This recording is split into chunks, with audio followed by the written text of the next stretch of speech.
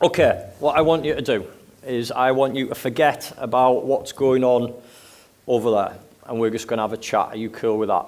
Yeah. If at any point at all you are uncomfortable and you don't want to proceed with what we're doing, then I'm cool with that. I get it, because I'm about to get you to search deep within your emotions and some certain things. Now, the more honest you are with me and the more open you are, the better the result's going to be. So I would ask you, wherever you possibly feel comfortable, then please try and be as open as possible. Are we in agreement with that? Good. Yeah. You've got a glass of water there, so you can have a little drink at any time. Okay, so tell me first a little bit about what this problem is, this depression, whatever it is. Tell me a little bit about it. Tell me the feelings that you have. If you could just start with that, that's fine. Depression, to me, it's just hopelessness. And you lose your self-worth. And no matter how much you make friends and they keep telling you, you're imagining it, if you can't get out your head, you can't get out your head. It's a mind thing. Okay. How often does this happen? Mainly when I get the trauma in my life. I've had lots of ups and downs, and obviously I can deal with highs, but lows, I've got a really shit mechanism for dealing with it. I always have, even from being young. Okay, and that mechanism is what? If I'm fairly honest, drink. I never drink alone. I never drink in house. But I go out socialising with my friends, and I know I'm self-medicating with drink. So that's where I deal with it, yeah. And then, next day, it's 10 times worse. And I know that. I know it every time, but I still do it. Okay. If we were to look at a week basis, please explain to me how much of that week, in percentage-wise, do you feel in a depressed state? Percentage-wise? Yeah, so is it, I guess what I'm saying is let's say that what time do you get up in a day, average day? I'm up about 6:30. Okay, so you're up at 6:30 and you go to bed at what time? I can go doesn't matter what. I don't go late to bed, about 11 o'clock, but I do have trouble sleeping. Okay, so that's, roughly, let's say 16 hours, maybe it's a little bit more. So if I was to put a percentage on that, how much percentage per day should we say? That might make it a bit easier for you. Do you feel in a negative way? Until 4 months ago, it was quite a big percentage, but about 4 months ago, Simon gave me a job. So I've got things to occupy my head all day. I'm in shop maybe 9 hours a day, and I haven't got time to feel depressed. And when I was unemployed, I had a lot of time on my own. So it's when you're on your own and things are going round in your head. But if you're socialising, if you're mixing with people, you haven't got time to think about your own shit. Okay. So you've had a big improvement since you were with Simon. What were you doing prior to that? So you're now employed with Simon, is that right? What were you doing prior to being employed by Simon? Well, if I go back a long way, I was in a job for 22 years that I thought was a job for life, and then my marriage broke down, and with that, I lost my house, I lost my kids as such. Not I lost my kids, but I don't see them as regular as I had been. And then it just escalated from there. Then job I'd had for 22 years went, and all of a sudden I was just getting contract work, getting a bit of work here, a bit of work there, telling I'm overqualified in some circumstances, which is bollocks. If you're prepared to do a job below what your standards are, you should do a job. And I don't know, Simon will probably tell you, I worked Simon's friend when he offered me the job. We had friends in common, and he'd been asking about me, and my friends speak very well of me.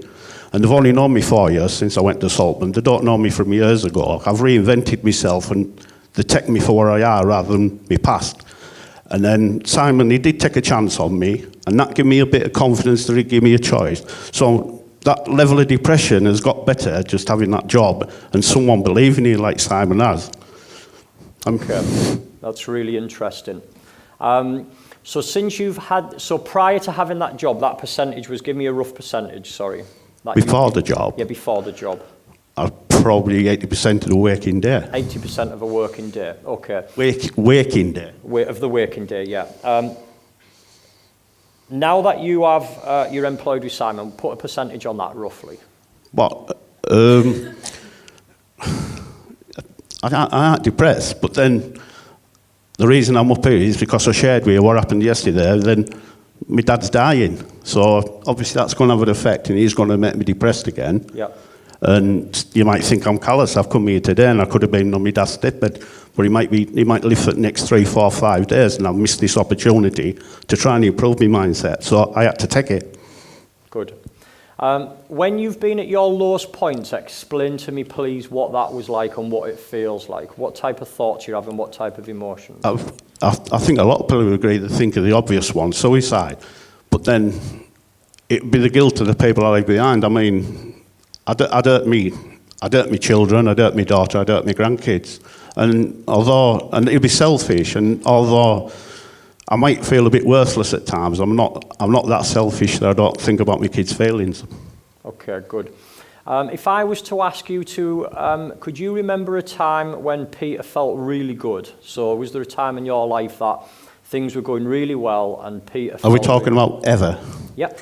Yeah, I used to be quite good at football. I was very good at football, a very good standard, and then I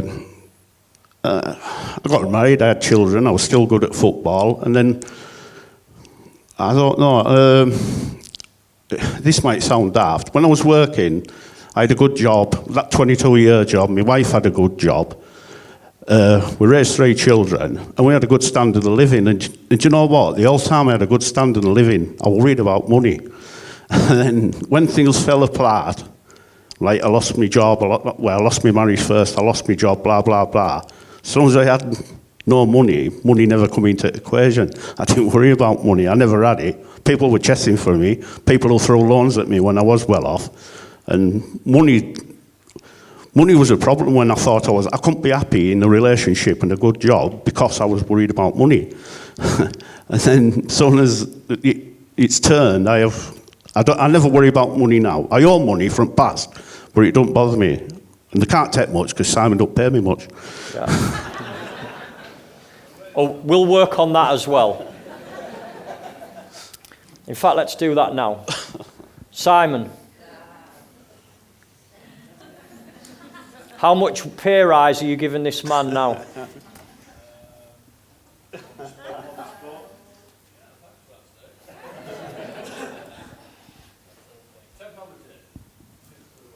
Would that be good for you? Get it in writing. No, honestly, as I say, Steve, they pay me enough to get by, and what they've given me more than monetary, they've given me self-belief and me, I don't know, dignity back.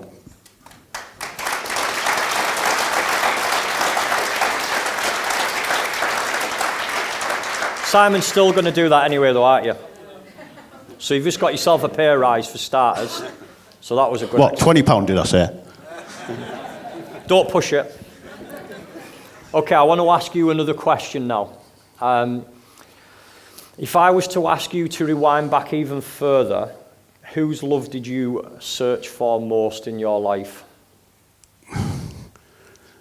It's a two-way thing. The person I've loved most in my life, and it was the start of everything going wrong with me, the marriage going wrong and everything, was when my mum passed away. But my mum loved us unconditionally.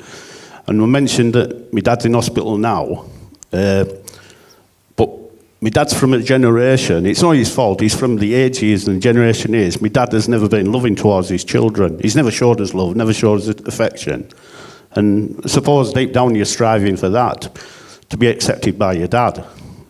But he didn't tell us, but it weren't because he didn't love us, he's just that generation. Yeah, tough love, yeah? Tough love. I got a lot of that off my dad as well. So your mother loved you unconditionally. Yeah. Whose love did you crave the most? Well, my mum's was there, so I didn't crave it, I had it. So probably my dad's. Okay. And then when I mentioned the football thing, when I was good at football, my dad has a history of football himself, so when I was good at football, he put me on a pinnacle. So that was probably why I excelled in it and tried at it. Good. Now, the action that you took yesterday, you went to see your dad, right? Yeah, I did go see my dad, yeah. How long had you not seen him for prior to that? 18 months. Wow. And my siblings and my dad live within 3.5, 4 miles of me. And I know that sounds, I don't know, it sounds awful, doesn't it? But way I look at it, I've like let them down. In my own opinion, I've let them down. So I've created 4 miles away in Saltman, I've created another life for myself. Okay, how do you feel you let them down? Because, as I say, I was successful. I had a good standard of living, I had a good job, I had a wife, I had children, and it all went pear-shaped. And I felt like the thought that it was my lifestyle that had cost me that. It weren't, it was other factors that cost me that. And they were judging me. They judged me what happened when my marriage broke down. I still go out socialising on a weekend and drinking a lot and carrying on. But that was after my marriage had gone. But they put that down to the fact it cost me my marriage. And I thought, if I can't convince them that was the reason, my own siblings, I can't convince anybody. Yeah, and I get that because it can be difficult when we can't see the picture when we're in the frame. No. And when we don't have awareness of something. So I've been in those periods as well. And when you're in it, like I say, you can't see the picture when you're in the frame. You're just in it. You're stuck in it. Now, coming to this event, and since maybe you having that experience with your children and you feeling you kind of let them down, what's changed? When I come here, what you've got over most to me is you can't control something that's happened. And that other people have told me, but it was more powerful coming from you. I'd never met you. I'd heard of Steve Green, the entrepreneur, the money maker, and I said to Simon, I used to think, I'd love to be him, but I had a vision. You worked 20 hours a day and you were obsessed with money and money, money. And you come up here and I couldn't get over how compassionate you are towards people, and you want to help people other than making money. Both come together, but I think you're as passionate about them both. And I'm not just saying that, I'm not just doing it because you give me that 50 quid. I'm doing it, I really don't mean it. What do you think it is? Because remember, with our values, if you think back to the cycle of performance, when we don't like someone, remember I said if you think someone's a dickhead, it means that your values aren't in line. So the very fact that you're connecting with me, and I feel that with you, what values do you think that me and you share? Me and you? Yeah. I think, I don't always come over like it, because I'm a big lump and that, and I speak my mind, but you'll speak your mind. So sometimes people are intimidated by my size and things like that, and I can honestly tell everyone here I'm as soft as shit. Not physically fighting, but it deep in my heart, I've cried at films. What films? I'm only joking. Okay. Go on, Champ. Champ, yes, I cried at that. I've cried at Champ. If you haven't cried at Champ or you haven't watched that, you need to watch it. Okay, so what else do you think that it is that we're similar? Where else do you see that our values are in line? So you're a big softie. How do you see that linking with us? What's that connection? What does that mean? That you fact you're a big softie, what does that mean? Softie? Yeah. I care about people. Okay. But maybe the difference is you like what you showed here, you're approachable. Maybe I don't show it as I'm approachable. So people are going to have the perception of me, that he's a big hard lump and he don't want to know. Nothing could be further from truth. I'd do anything to protect my children, I'd fight anybody. But I won't just go in a pub and pick a fight, I'd sooner start a conversation with someone. But they say, someone to come in, I look like the bouncer at the pub and they don't want to know. Yeah.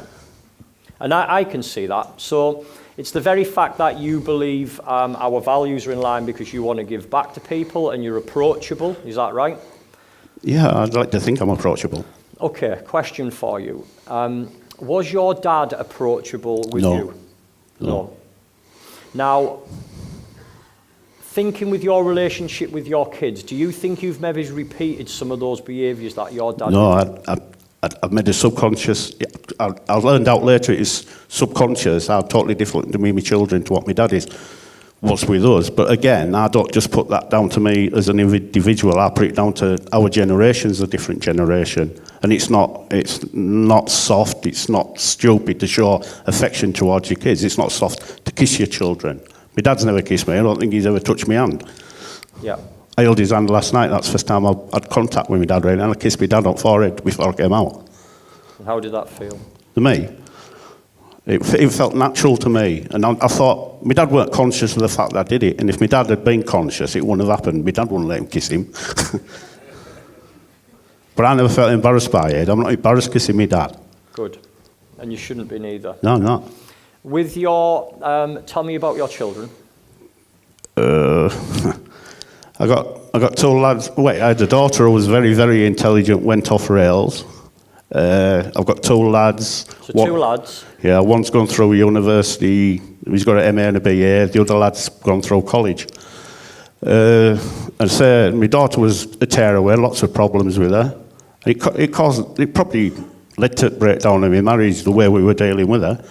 But my daughter's got two kids to do with different fathers, both jailbirds and wrong and things like that. But her kids are alive now, and I get pleasure out of the fact that she puts her kids before everything. Whereas before it was just she was up to no good all the time. Okay. So there's two boys and one girl? Is that? Yeah. 2 boys and 1 girl. Did you see any of those last night at the hospital? No, because here's another thing. When I told you my dad was never loving. When my marriage went pear-shaped, I went to my dad's and asked if I could. He had a room. Could I live there? And he said, no, Dale turned away. Wait, he'll turn to a year. And it happened again. A few months. Me wife, ex-wife, got together back. And a few months later, I was in the same boat and I asked him again. No, he just liked his own, on his own. And I said to him, and this was a lot of years ago, and I said to him, I've got 3 kids. And he said, yeah. And I said, do you know any of the names? He didn't know my children's names. He said, I know they all begin with K, so he got 2 out of 3, but he couldn't name them. And I thought then, he didn't even know the names of his own grandkids. Okay. So you want to break that behaviour, right? You don't want to follow that same pattern with your children. I have though, because I'm estranged from my 2 lads because of my ex-wife, but it's just life. It's life. Do you have a relationship with any of those children right Yeah, my now? daughter and their 2 sons. So your daughter, and so you don't have a relationship with one of your daughters and your son? No, I've got 2 sons. 2 sons I don't have a relationship and one with. daughter, sorry. Yeah. So it's the 2 sons. Yeah. Okay. What would you need to do in order to put those relationships right, do you think, with your sons? I don't know. It's gone on too long. I don't know if it could be. How long's it been? Years. If I was to ask your sons to tell me about you, what would they say to me? It'll probably be mimicking what my ex-wife told them. That I won't care about myself. Okay. And how could you demonstrate to them that that isn't true? I don't know, to be honest. If you were to, if one of your friends was in this situation, the same situation as you right now, what would you advise him? So if he was trying to, if I he, couldn't, because I'm in the same situation myself and I haven't got an answer. Okay. If I was to give you a magic wand, and you could use this magic wand and it give you a superpower, and it give you the answer, what do you think that answer might look like? Honestly, I don't know, honestly. Okay. How important is it to you that you repair those relationships with your children? I'd love to talk to my children. When was the last time you were tempted to do it? Years ago. How many? 5. What do you think they might do if you were to give them a call tomorrow and tell them that you wanted to speak to them? I don't know, to be honest. Would you be willing to give that a go? Yeah, well, I've tried through my daughter, but it hasn't happened. What I would say to you in this situation is you don't know that. So that's an assumption. And I don't want you to assume, because thinking that you probably thought did you think you would see your dad again? No. And you went and seen him last night, right? Yeah. Was he conscious at all that you were there at any point? I don't think so, but my sister did say, oh, Peter's come to see you, and all there was, he never opened his eyes. There was a flicker of his eyes. Okay, that tells me that he's registered at least at some level. Yeah, possibly. And when are you next going to see your dad? Possibly tonight. Okay. That's what I think would really help you. I also think, can I offer a suggestion here? What I think would really work for you is to make connection with your sons, or at least try. Yeah. Because think back to my daughter's poem, God give me serenity to accept the things I cannot change. Now, if you try to make contact and they say no, can you change that? I don't know, try again. Okay, you could keep trying again. Yeah. But if they're point blank not going to, they've made the decision that that isn't going to happen, can you change that? No, I don't think I can. Exactly, you're right. So what I would like you to do, this is my suggestion, that you make an attempt to do that, and if it doesn't work, then there's no bad feelings to have, is there? Because No. it's not down to you, is it? Who's it down to? Them. It's down to them, isn't it? Good. When you go to see your dad, and that's going to possibly be tonight as well, is it? He might have died by now. I know that sounds callous, but I don't know.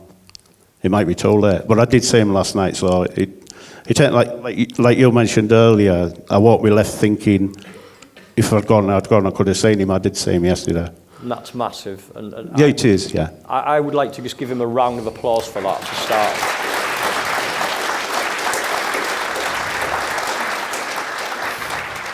Here's what I see. I see someone who's very brave. I see somebody who has got a fire inside him, and you've probably just forgotten about that fire for a while. Yeah. Tell me the last time that you had that fire. When I was living with my ex-wife and my 3 children, the fire was to be as successful as I could be in the job I did, because it weren't just putting a roof on my head, it was providing for my children, and that's why. And then when it's taken away from me, and I think it's just me now, I didn't have to put myself out. I was responsible for 100 people at the time, and how they performed reflected on me, and all of a sudden I thought, I don't give a shit if they don't perform, I ain't bothered. And I lost that fire, I lost that belief in myself then. Okay. What I would like you to do is I would like you to go back to that state. So I'd like you to see what you've seen, hear what you heard, and feel what you felt. And if you need to close your eyes, you can do that. When I had the fire in my belly. When you had the fire. So if you need to close your eyes, go back to that moment now. See what you seen, hear what you heard, and feel what you felt.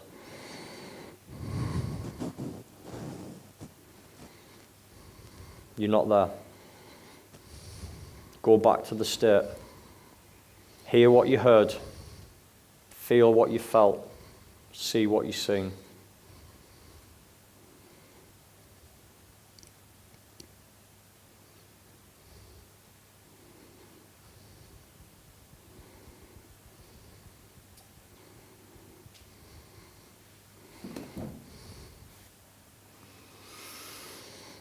Hold on to that thought.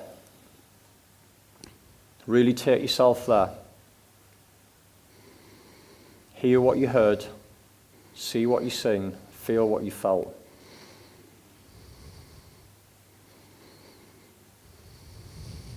Can you feel your breathing changing?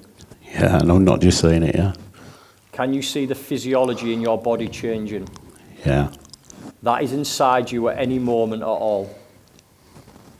Any time at all you want to pull that back up, you can pull that back up. It's still there. You've just forgotten that. I'm feeling quite emotional now. You will do. Yeah. Now with that fire in your belly and that state change, because I can see your breathing changing, you've gone back to that state. You've just pulled it back. You've just remembered it. That's been a long time since you felt that, isn't it? Yeah. Tell me now what Peter does with that fucking feeling inside of him.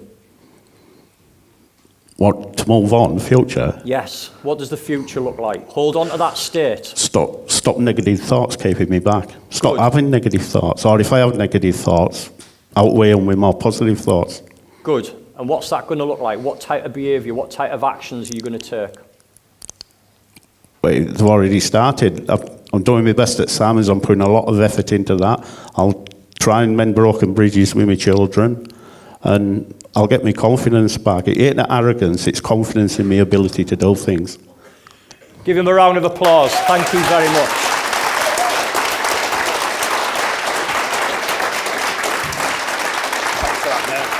It's in there all the time.